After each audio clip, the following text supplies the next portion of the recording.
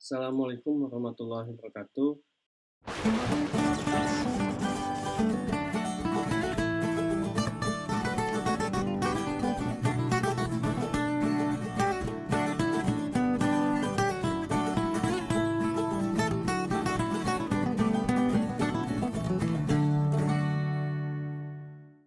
Kembali lagi ke mata kuliah keamanan informasi. Kali ini akan kita bahas mengenai cyber security strategi, di mana ini bagian terakhir dari pertemuan untuk section UTS. Ya.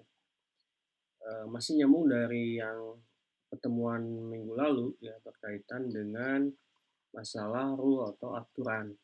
Nah, mari kita simak di sini. Ada regulasi keamanan informasi. Untuk dunia cyber ternyata ini sudah ada juga aturannya ya, cyber law ya. Pertama ini ada undang-undang tahun 2008 ya, nomor 11 di sini tentang informasi dan transaksi elektronik ITE. Nah, jadi ada UU ITE yang sering kita dengar, bahkan kesini-kesini udah mulai familiar di kalangan dunia digital, apalagi di sosmed. Ada lagi Undang-Undang Nomor 14 Tahun 2008 tentang keterbukaan informasi publik. Jadi kalau ada berbagai kasus atau informasi yang bersifat publik tapi tidak terbuka ya, tidak diinformasikan, itu bisa kita adukan berdasarkan Undang-Undang Nomor 14 ini. Selanjutnya lagi ada Peraturan Pemerintah Republik Indonesia Nomor 82 Tahun 2012. Ini mengatur mengenai penyelenggaraan sistem dan transaksi elektronik. Jadi bagaimana jual beli, transaksi online, ya, transaksi secara elektronik itu sudah diatur juga. Selanjutnya, Peraturan Pemerintah Republik Indonesia Nomor 61 Tahun 2010 tentang pelaksanaan Undang-Undang Nomor 14 Tahun 2008 tentang keterbukaan informasi publik. Jadi dari UU ya itu ditunjang melalui PP, Peraturan Pemerintah. Untuk pelaksanaan UU tersebut di sini ada PP nomor 61. Kewajiban penyelenggaraan sistem elektronik atau biasanya disebut dengan istilah PSE. Ada Undang-Undang Nomor 11 Tahun 2008 tentang ITE pasal 15 yang isinya setiap penyelenggara sistem elektronik harus menyelenggarakan sistem elektronik secara andal. Andal di sini berarti handal ya, kuat dari segi security-nya, berbagai macam segi lah. Dan aman, kata kuncinya. Serta bertanggung jawab terhadap beroperasinya sistem elektronik. Nah, jadi kalau kita bikin sistem ya untuk transaksi elektronik ternyata tidak memenuhi kriteria hal tadi, berarti kita bisa diajukan ya, bisa dituntut ya. Penyelenggara sistem elektronik tidak aman gitu. Kemudian di pasal 15 ayat keduanya, penyelenggara sistem elektronik bertanggung jawab terhadap penyelenggaraan sistem elektroniknya. Jadi segala bentuk ada tipu menipu ya di dalam transaksi tersebut itu menjadi tanggung jawab penyelenggara elektronik tersebut. Makanya kalau e-commerce sekarang itu mekanismenya sebagai pihak ketiga. Jadi ada perantara antara pembeli dan penjual. Setelah penjual mengirimkan barang, kemudian diterima oleh pembeli, baru ada kata sepakat ijab kabul ya secara elektronik bahwa barang sudah diterima itu dan uang sudah ditransfer oleh pembeli, baru pihak ketiga itu mau Tokped, Bukalapak, ya, Shopee dan sebagainya itu baru memberikan uang ya dari transaksi tersebut. Nah, hal tersebut itu harus dijamin bagaimana penyelenggaraannya, bagaimana kehandalannya, bagaimana keamanannya. UU ITE di sini versi revisi ya ada yang pertama adalah konten melanggar kesusilaan, ancaman tetap yaitu maksimal 6 tahun penjara. Kemudian yang kedua, konten penjudian, ancaman tetap yaitu maksimal 6 tahun penjara. Yang ketiga, konten yang memuat penghinaan dan atau pencemaran nama baik.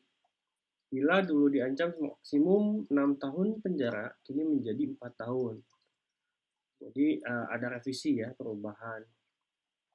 Konten pemerasan atau ancaman tetap yaitu maksimal 4 tahun penjara. Konten yang merugikan konsumen, ancaman tetapnya maksimum 6 tahun penjara. Konten yang menyebabkan permusuhan, isu sara, ancaman tetap yaitu maksimal 6 tahun penjara. Nah, cuman di kita ini masih agak aneh ya, kalau itu dari segi pribadi saya ya, merasa aneh itu ya memang saya mungkin pertama bukan ahlinya di bidang hukum ya. Yang kedua, saya mengamatinya mungkin dari hanya baru dari satu sudut saja.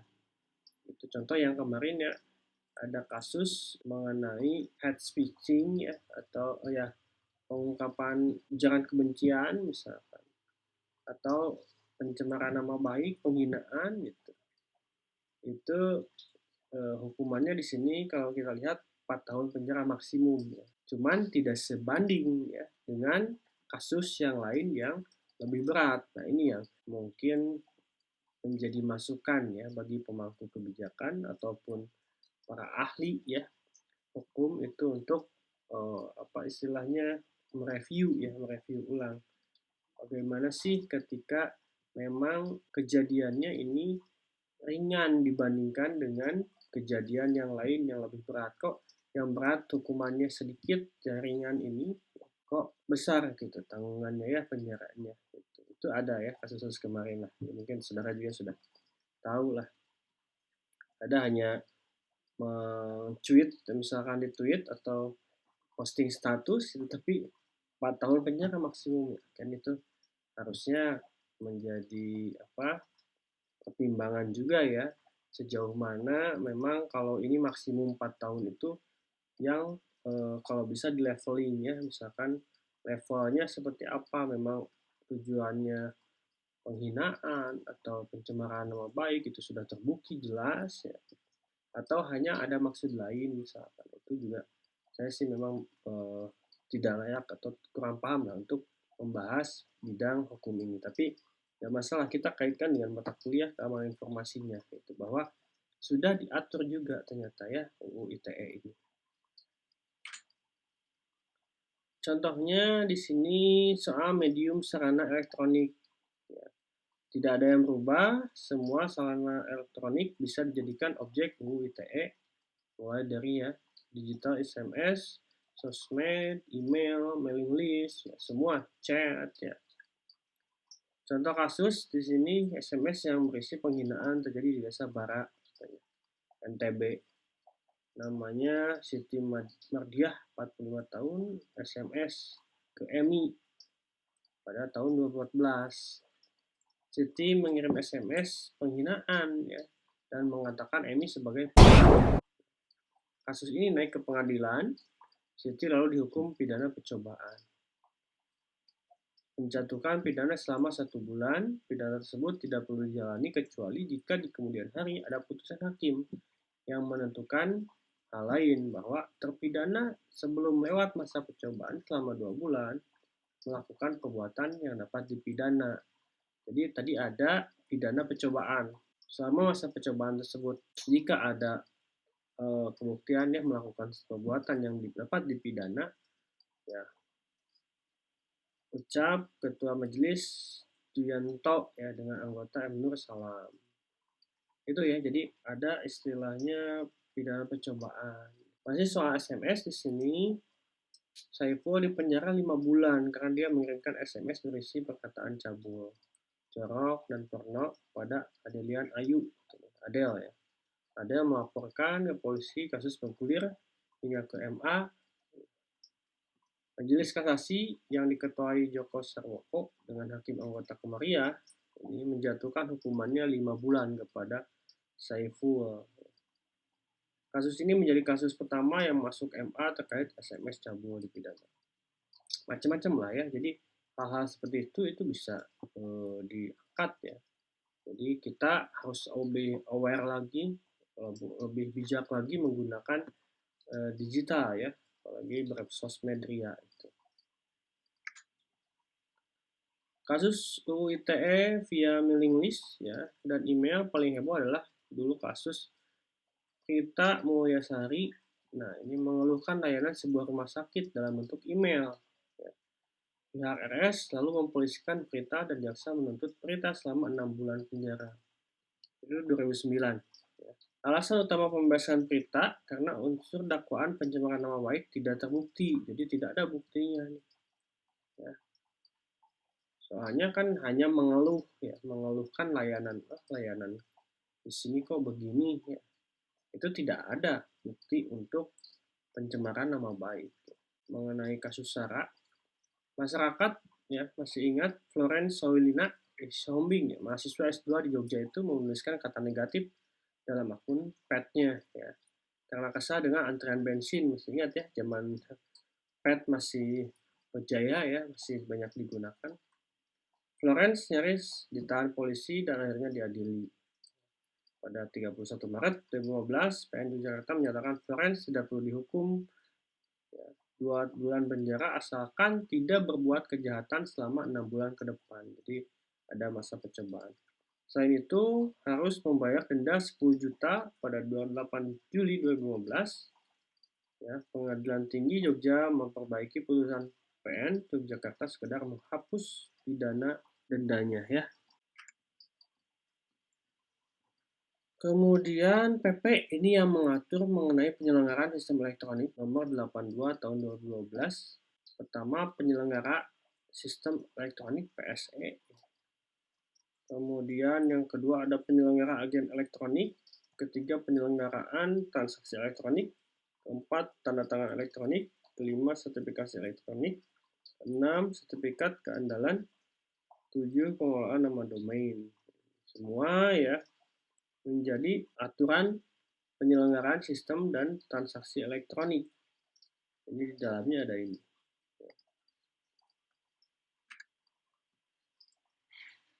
Kemudian penyelenggaraan sistem elektronik secara aman dan andal meliputi pengaturan pertama dari mulai pendaftarannya. Ya. Pendaftarannya bagaimana itu harus dijamin keandalannya, keamanannya. Perangkat kerasnya, ya. Jadi aspek-aspek keamanan yang kemarin sudah kita ulas, CIA, AAA, ya, non-repudiation itu harus sudah tertuang pada penyelenggaraan sistem elektronik ini. Ya. Bagaimana perangkat lunaknya, tenaga ahlinya, tata kelola, seperti yang kita ulas ya, bahwa security is holistic secara menyeluruh, ya, keamanannya juga. Ini harus sudah tertuang pada PSE, ya. Kita lihat ya komputer dari kita masuk ke mana, ya, lari ke server kemana.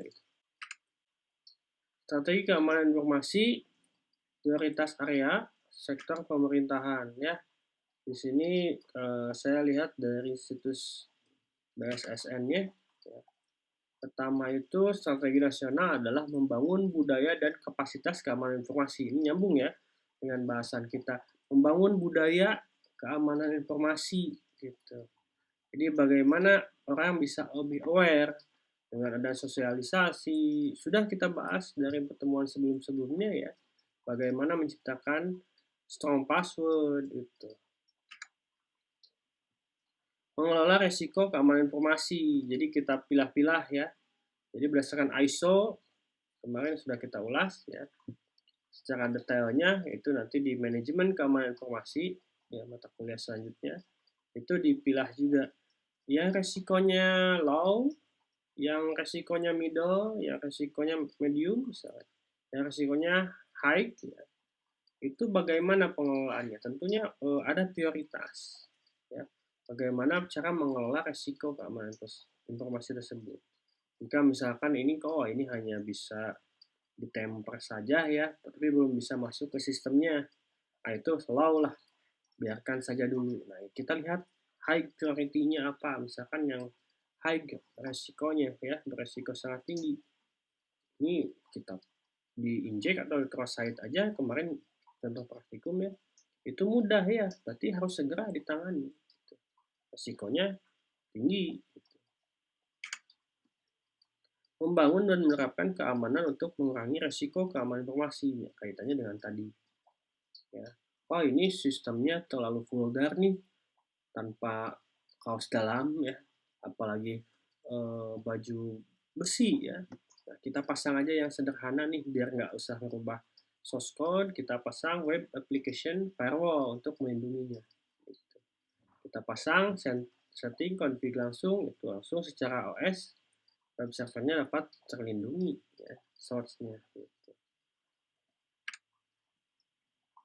Mengelola insiden keamanan informasi. Nah, jika ada insiden yang terjadi, bagaimana preventifnya, detektifnya, korektifnya, itu sudah kita bahas ya, nyambung dengan mata kuliah ini. Gitu.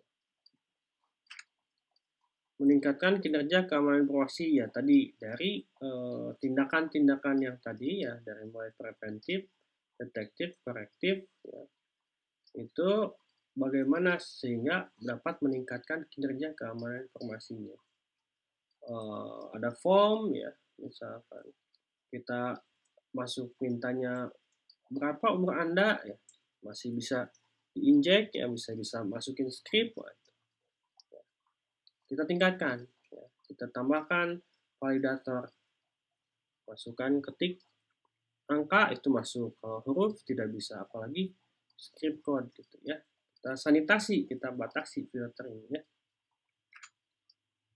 Meningkatkan kapasitas penegak hukum. Nah, ini juga kaitannya kan di pertemuan-pertemuan awal saya udah ulas, hukum atau law cyber itu masih lemah. Jadi perlu ada peningkatan, perlu ada revisi, perlu ada penyesuaian ya dengan kondisi yang digital lingkungan sekarang. Nah, ini beberapa strategi di nasional ya yang saya ambil, saya rangkum dari BSSN ya. Membangun budaya dan kapasitas keamanan informasi di sini, peningkatan pemahaman keamanan informasi pada pimpinan instansi, staf, dan tenaga ahli. Ya. Caranya gimana? Ya, kita edukasi. Password yang lemah misalkan dari end user saja ya. Contoh yang sudah kita pelajari di mata kuliah sebelumnya ya. Cara membuat strong password bagaimana? Penyusunan kerangka jabatan fungsional tertentu di bidang keamanan informasi. Ya. Menggala informasi pengikut berikut jejaring karir. Nah, ini yang saya bilang dulu, STM untuk apa? Database itu khusus ya. Untuk programmingnya khusus, tidak orang yang sama. Ya. Untuk memilah-milah tadi ya. Bundari keamanannya. Jika sysadmin bisa masuk ke database juga, ya berarti bisa ngotak-ngatik dong gitu ya. Tapi ketika database dia hanya mengelola database saja, tidak bisa dengan scriptnya, itu juga tidak bisa. Ya, tapi kalau satu orang untuk semua, itu kemungkinan besar terjadi ya celah, terjadi kecurangan atau menjadi bugnya itu ya, itu mungkin terjadi. Pembangunan program pendidikan keahlian di bidang keamanan informasi sampai dengan tingkat manggala utama. Nah, ini juga keahlian ya, skill. Jadi kemarin di praktikum sudah saya bahas ya, ada banyak tools untuk melatih skill kita bagaimana melakukan hacking. Gitu. Pembentukan SDM keamanan informasi pemerintah yang setara dengan standar industri, khususnya penggala tingkat pertama dan muda. Ini juga ya, kalau disingkat nasional, pemerintahan itu tentunya harus lebih paham juga ya, karena regulasi mengenai aturannya itu ada di dalam pemerintah. Mengelola risiko keamanan informasi, tadi yang kedua ya, penetapan sistem elektronik di semua instansi pemerintah berbasis risiko keamanan informasi. Penetapan panduan kerangka kerja manajemen risiko keamanan informasi. Pemetaan risiko keamanan informasi di instansi pemerintah, pemantauan mitigasi risiko keamanan informasi di seluruh instansi pemerintah.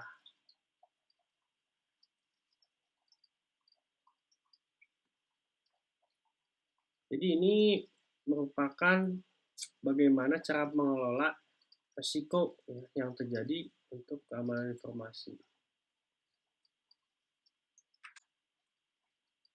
membangun dan menerapkan pengamanan untuk mengurangi resiko keamanan informasi yang tadi saya ulas juga ya. Dari mulai penerapan standar minimum keamanan informasi, penguatan dan penerapan keamanan, pembangunan kerangka kerja sertifikat, penerapan kerangka kerja sertifikat elektronik, penetapan standar keamanan untuk pertukaran data, bagaimana membangun keamanan informasi agar penerapan keamanannya ya untuk melindungi atau mengurangi resiko yang terjadi. Mengelola insiden keamanan informasi, nah di sini ada penetapan regulasi koordinasi Computer Security Incident Response Team ya. CISET, ya, ini di pemerintah. Ya. Penetapan dan pengembangan GovCISET, penetapan standar pengelolaan CISET, penetapan pedoman pelaporan insiden keamanan informasi di instansi pemerintah. Jadi ini untuk mengelola insiden sudah ada bagiannya juga ya. Di pemerintah itu ada CISET. Ketika ada insiden-insiden yang terjadi itu kita bisa laporkan.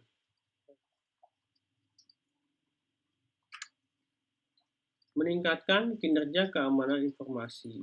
Kematangan pengelolaan keamanan informasi, diseminasi informasi terkait ancaman cyber, kelemahan sistem maupun mitigasinya ke pemangku kepentingan dan diterapkannya kerangka kerja koordinasi pertukaran data. Pembentukan kapabilitas pengelolaan bencana cyber sektor pemerintah, simulasi penanggulangan darurat cyber skala sektor dan nasional. Nah ini kinerja ya, peningkatan masalah kinerja. Jadi bagaimana tadi dari resiko-resiko yang sudah dibahas ya, atau sudah dirangkum atau sudah dikumpulkan apa yang akan terjadi, kemudian diprioritaskan, kemudian cara meningkatkan kinerjanya. Tadi dengan tadi ya solusi-solusinya. Ada sedikit bug, kemudian bagaimana cara menambahnya, bagaimana cara patchingnya. Kita tingkatkan, ya kita tambah sehingga meningkatkan kinerja keamanan. Gitu. Terus secara simultan ya, ada bug lagi, tambah lagi, seperti itu. Meningkatkan kapasitas penegak hukum di bidang ITE, ini juga ya. Penetapan kerangka kerja dan standar penyidikan di bidang ITE, peningkatan kompetensi dan kapasitas tenaga penyidik bidang ITE. Pengembangan teknologi penyidik di bidang ITE, ini masalah SDM ya, kapasitas penegak hukum, bagaimana SDM-nya bisa upgrade knowledge. Gitu. Yang tadi saya bahas ya, BSSN, Badan Siber dan Sandi Negara. Nah, strategi keamanan siber ya. Itu ada PP nomor 53 tahun 2017 tentang Badan Siber dan Sandi Negara dan peraturan perubahannya, peraturan Presiden nomor 133 tahun 2017 membentuk BSSN. Ya. BSSN ini menyusun strategi keamanan siber Indonesia sebagai acuan bersama seluruh pemangku kepentingan keamanan siber nasional dalam menyusun dan mengembangkan kebijakan keamanan siber di instansi masing-masing. Strategi keamanan siber nasional disusun selaras dengan nilai dasar kehidupan bangsa dan bernegara, kedaulatan, kemandirian, keamanan, kebersamaan, dan adaptif, mampu beradaptasi. Ya. Tujuan strategis, strategi keamanan siber Indonesia adalah tercapainya ketahanan siber, keamanan layanan publik, penegakan hukum siber, budaya keamanan siber, dan keamanan siber pada ekonomi digital. Strategi keamanan informasi Indonesia ini diharapkan dapat menjadi salah satu fondasi kepercayaan dunia kepada Indonesia dalam berbagai forum keamanan siber internasional.